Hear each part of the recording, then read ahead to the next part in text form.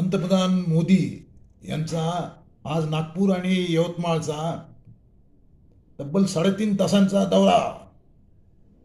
दुपारी 3:30 वाजता मोदी आज विमानाने नागपुरात येणार.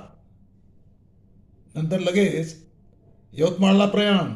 यवतमाळ नागपूर मार्गावर भारी येथे महिला बचत गट मेळाव्याला मार्गदर्शन.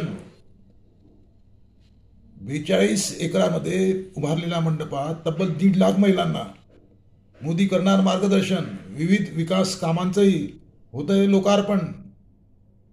मोदी नागपुरात परतल्यावर विमानतळावरच भाजपच्या बूथ आणि शक्ती केंद्र प्रमुख यांना भेटणार.